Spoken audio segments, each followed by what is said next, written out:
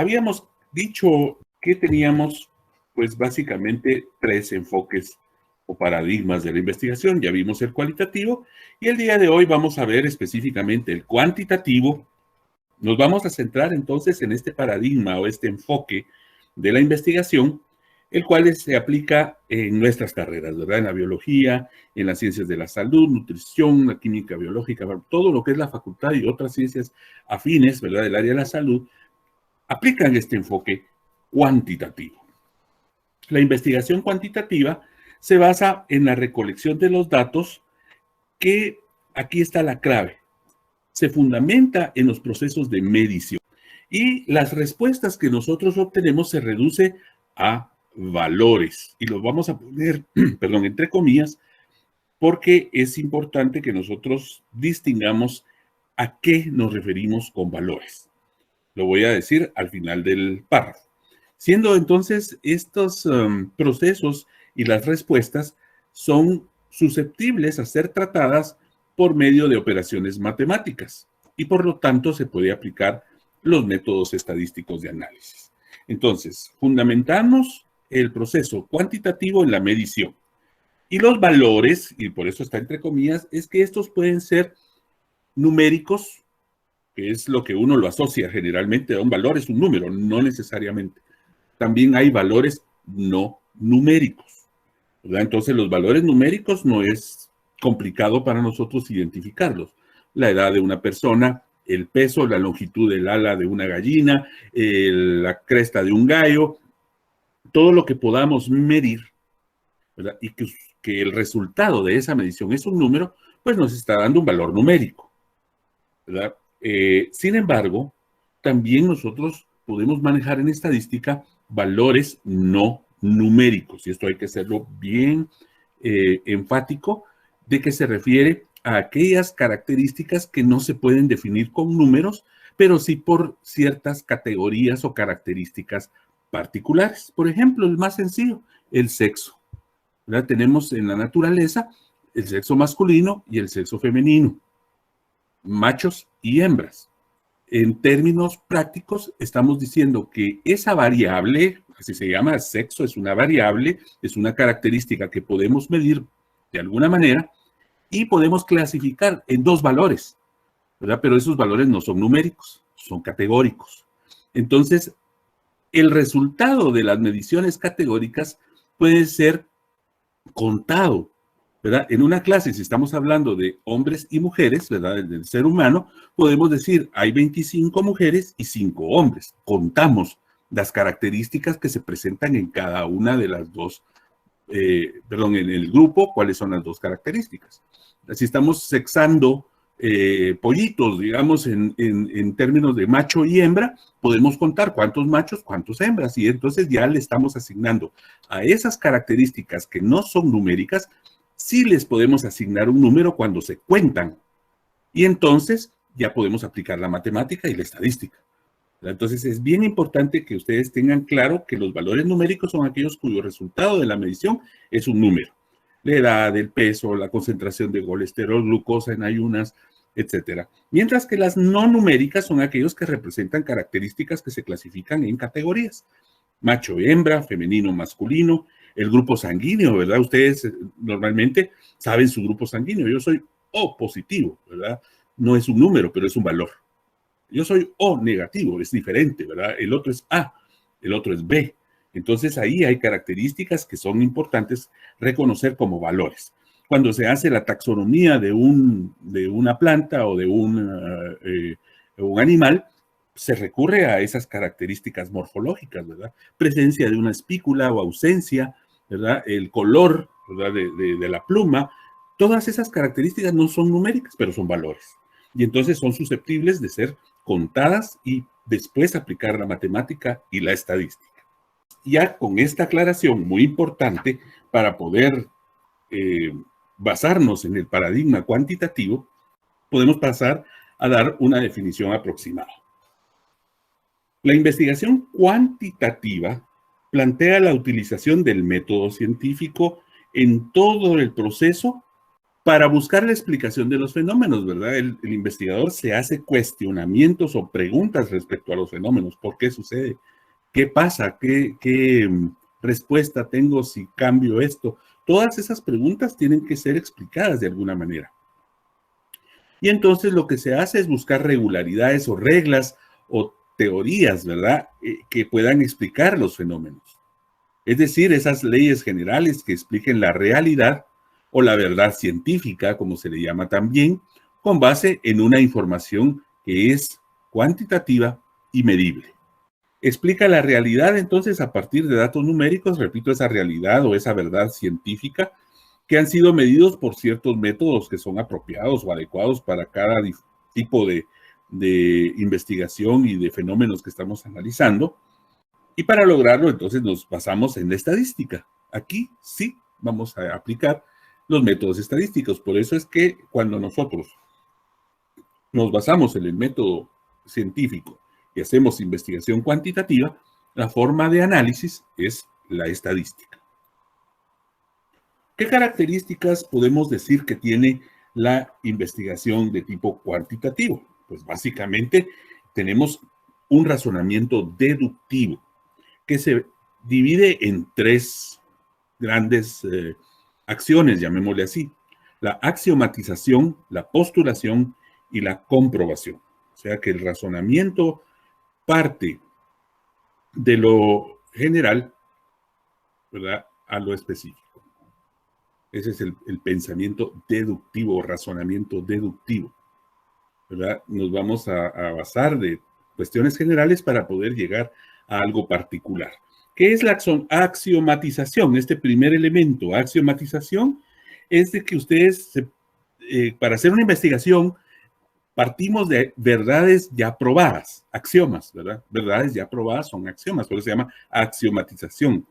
Son las leyes que explican los fenómenos. El que se va a dedicar a estudiar índices de diversidad de ciertas especies en un biotopo, tiene que tener todo ese conocimiento y todos los axiomas y todos los conceptos que conllevan el conocimiento de las especies, qué tipo de géneros son los que le interesa o qué tipo de familia, y al mismo tiempo tener todas las leyes de lo que es abundancia, de lo que es los métodos, etcétera. Todo esto lo da la revisión de literatura. Entonces, el proceso de axiomatización es aquello que no requiere demostración porque ya está como un bagaje de conocimientos dentro de nuestro campo de acción de investigación. La postulación es cuando ya el investigador empieza tratar de hacer o dar respuesta a las preguntas que se ha formulado. Son suposiciones que le permiten al investigador proponer las explicaciones al fenómeno, a responder su pregunta de investigación, que en algunos casos se traduce en lo que se llama hipótesis. Entonces, la postulación es un proceso en el que el investigador, con esos axiomas, con esos conocimientos y con la pregunta de investigación, postula una posible respuesta, una posible afirmación de lo que quiere investigar. Y por último, para poder, obviamente, tener certeza de que lo que ha postulado es cierto o no, porque puede ser también que no sea cierto, tenemos que comprobarlo. Ese es el tercer elemento, la comprobación. Entonces, desarrollamos aquí ya el diseño de la investigación para poder someter a prueba los postulados, para poder decir si lo que nosotros estamos proponiendo es o no es, desde el punto de vista de la verdad científica. Eventualmente, ¿verdad?, en la comprobación podemos tener los suficientes elementos estadísticos para poder basarnos en nuestra conclusión final.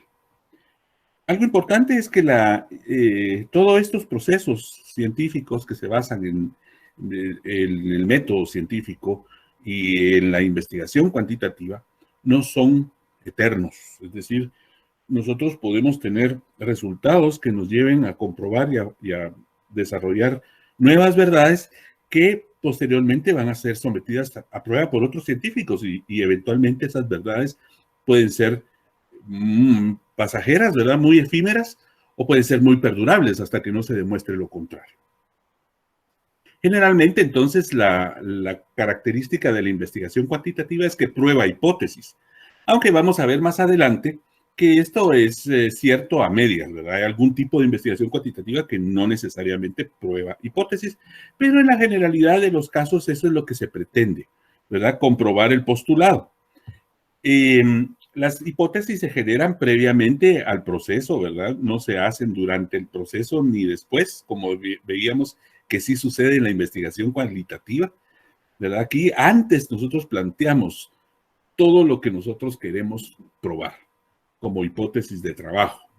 Su validez o no se basa en los datos obtenidos del estudio, ¿verdad? Es decir, si la hipótesis es cierta o no, lo vamos a hacer a través de la evidencia recabada. En la recolección de datos, aquí sí, el número de datos, el número de muestra, es un factor crítico. Es decir, para poder hacer una investigación cuantitativa, la clave de cuántas entrevistas, cuántas visitas al campo, cuántas capturas tengo que hacer, es decir, nuestra muestra es un elemento clave. El número de muestra va a darnos la pauta para poder saber qué tipo de análisis es el que vamos a aplicar. Aquí sí hay que mencionar un número y hay que decir en algunos casos si ese número es o no. Y viene la otra palabrita importantísima, representativo. Luego el proceso de indagación, la recolección de datos, es rígida y sistemática. El proceso de indagación es rígido y sistemático, la recolección de datos es rígida y sistemática, y nos basamos en medir los fenómenos. En la recolección de datos, la base de la medición son nuestros instrumentos. Y nuestros instrumentos de medición nosotros tenemos que definirlos en el protocolo, no después, ¿verdad? Nosotros si vamos a utilizar cierto tipo de balanza, cierto tipo de tallímetro, si vamos a utilizar un pie de rey para hacer ciertas mediciones en algunos materiales biológicos, todos estos instrumentos son los que nos van a decir que nuestra medición es correcta. Por lo tanto, debe ser sistemáticamente usado. De la misma manera, tenemos que describir cómo se usa y el resultado que se va a obtener, por lo tanto, va a ser válido. El propósito consiste en explicar o predecir los fenómenos buscando regularidades o leyes, ya habíamos mencionado esto en el principio, en la definición, y eventualmente relaciones causales entre los elementos. Es decir, no solamente podemos describir los fenómenos o indicar cómo se están dando, en dónde se están dando, sino que también podemos ir buscando las posibles causas y relaciones, ¿verdad? ¿Por qué la desnutrición se dio en Guatemala en lo que se le llamó el corredor seco? Ahí no solo vamos a cuantificar y a medir la desnutrición, sino que vamos a buscar relaciones causales. Vamos a indagar por qué razón, ¿verdad? Entonces, importante también para la investigación cuantitativa es tratar de dar respuesta a esas posibles causas, esas relaciones. En un microhábitat, ¿verdad? La presencia de ciertos elementos acuáticos, por ejemplo, en un río, el lecho, puede ser limo, puede ser hojarasca, dependiendo del microhábitat, y esa podría ser la relación causal de que haya cierto tipo de especies o no. Se fundamenta, por lo que ya hemos estado diciendo, en el análisis estadístico. Y este es el que nos va a dar validez y confiabilidad en nuestros resultados, en nuestro análisis y discusión y obviamente en nuestras conclusiones. Y el conocimiento es construido con base en la realidad externa del individuo, en contraposición a la investigación cualitativa que va de lo interno. Se recuerdan que es el investigador en su interioridad, cómo interpreta los fenómenos y cómo puede hacer el análisis. Si tiene una filosofía marxista, verá el asunto desde su filosofía marxista. Si lo tiene desde el punto de vista neoliberal, lo va a analizar y a describir y a concluir desde el punto de vista neoliberal. O si sus creencias religiosas influyen, eso es una realidad interna. Mientras que acá, en esta investigación, tenemos que liberarnos de esa realidad interna y solo percibir los fenómenos desde lo que es la realidad externa al ser humano, es decir, los fenómenos que suceden fuera de su contexto cultural, social, filosófico, etcétera. Y lo que busca es hacer esas generalizaciones, como decíamos, esas regularidades o leyes, ¿verdad? Y la palabra que vamos a utilizar muchas veces es la generalización de los resultados, con otra característica también muy distintiva, que es que los estudios se pueden replicar. En la sección de materiales y métodos de un protocolo, tenemos que explicar qué hicimos, cómo lo hicimos, qué medimos, qué instrumentos usamos, el procedimiento. Y entonces eso, al estar así, bien descrito, nos permite que otro investigador pueda replicar el estudio. Las características de un diseño de investigación desde el punto de vista cuantitativo, pues ya vimos que es objetivo, ¿verdad? Fuera e independiente del individuo. Entonces, no hay lugar a la subjetividad, a la opinión del investigador. Y entonces, lo que hacemos es indagar sobre esa realidad externa, lo que es autónomo fuera del investigador, ya lo expliqué anteriormente, y utiliza los procesos de medición para construir el conocimiento. Y la realidad interna del sujeto puede modificarse en función de la demostración de los hechos objetivos. Fíjense, esto es una cosa que no lo había mencionado. Un individuo, desde el punto de vista de lo que cree o de lo que es su ser, puede eventualmente, a la luz de la evidencia científica objetiva, modificar su pensamiento. ¿Qué ejemplo más claro que el evolucionismo de Darwin, ¿verdad? O los estudios genéticos de Mendel para demostrar hechos que para algunos podrían haber sido fenómenos dogmáticos. Aquí está lo que dice Hernández Sampieri en su libro de metodología de la investigación. ¿Qué fases o qué secuencias tiene nuestro método o proceso cuantitativo? Lo fundamental es que este es secuencial. Miren, todas van las flechas hacia un mismo lado y no hay regreso. ¿Se recuerdan en la gráfica parecida que decía Hernández Sampieri sobre el método cualitativo? Había puntos que podía regresar. En una fase regresaba a otra, aquí no. Aquí es secuencial, irreversible, no podemos regresar. La formulación de hipótesis no siempre se da en la investigación cuantitativa. Aquí vamos a ver que la elaboración de hipótesis puede ser que esta fase no exista, pero la vamos a repasar. La idea de investigación o la pregunta de investigación, lo que nos va a permitir plantearnos un problema de investigación y formular nuestras preguntas. Tenemos que tener la axiomatización, ¿se recuerdan? La revisión de literatura y desarrollo del marco teórico para poder tener todos los conocimientos necesarios sobre los que va a descansar nuestra investigación. Vamos a visualizar qué queremos investigar, es decir, el alcance del estudio, podríamos decir que es la elaboración de los objetivos del estudio. ¿A dónde queremos llegar con nuestra investigación? Para poder elaborar la hipótesis, que repito, puede ser que no necesariamente un estudio tenga hipótesis, pero sí definir las variables que se van a medir.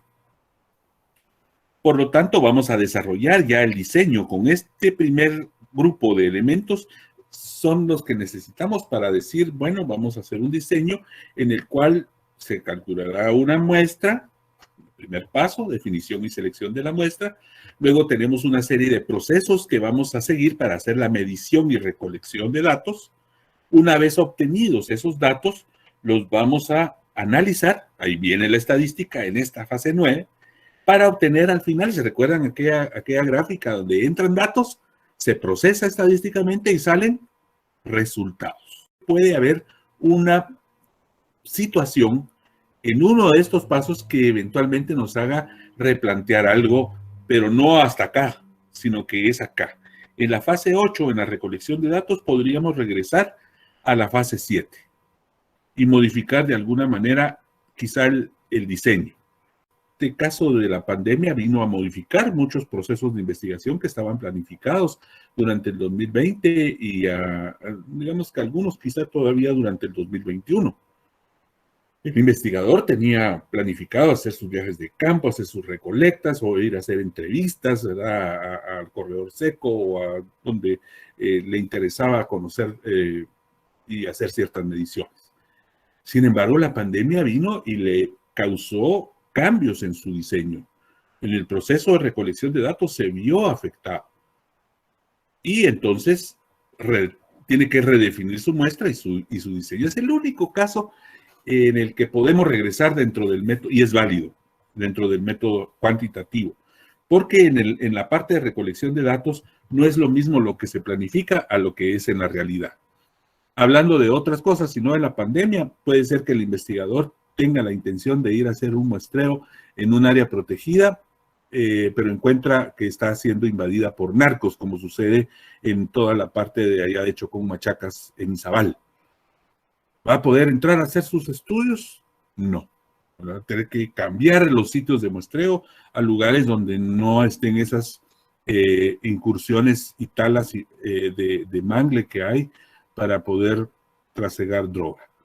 Entonces ahí es un problema real que se dio hasta el momento en el que iba a ir a recolectar datos y eso le hace cambiar su diseño o su muestra. Es el único caso en el que podríamos decir que sí vamos a ser flexibles para retroceder 1 o 2 pasos dentro del proceso. Y entonces la metodología propiamente se basa en lo siguiente. Ya habíamos mencionado que las muestras numéricamente son válidas o deben de ser válidas para poder recolectar los datos. Los instrumentos de medición, también lo mencioné, deben ser confiables y válidos, lo que en términos generales se denomina fiabilidad de las mediciones. Si vamos, les decía, a seleccionar cierto aparato para hacer la medición, tenemos que seleccionarlo con base en criterios de su precisión y exactitud. Tiene que ser un aparato que mida exactamente lo que queramos, sin error. El proceso vimos que es sistemático, ordenado, lógico y que debe de replicarse. Y vemos que secuencialmente no es reversible, con la excepción que mencioné. Vamos a aplicar criterios estrictos en el control de sujetos y variables a medir. En la investigación se trabaja con conceptos amplios, diversidad de los biólogos, ¿verdad? ¿Qué es diversidad? Es un concepto enorme, lo que hay alfa, beta y gamma, pero si específicamente lo que le interesa de la diversidad es la cantidad de especies, por ejemplo, entonces ya van a definir un criterio más estricto de cómo poder medir específicamente la cantidad. Entonces hablamos de un índice particular de diversidad, ¿verdad? Ya caemos desde un concepto muy amplio a un criterio más estricto que nos diga exactamente qué es lo que queremos. Y en el control de sujetos es los criterios de inclusión de los elementos que nosotros vamos a medir, ¿verdad? Que las muestras tengan que tener ciertas características, que las personas, si son personas, tienen que cumplir también con ciertas características. Se basa en el análisis estadístico, ya lo repetí varias veces, y pues las conclusiones se basan en la evidencia recabada. Veamos los alcances, solamente los voy a mencionar, no voy a entrar en detalle. Vemos que la investigación cualitativa puede ser exploratoria, descriptiva, correlacional o asociativa, explicativa, predictiva y aplicada. Estos 6 alcances dependerán de los objetivos que quiera el investigador alcanzar con su investigación.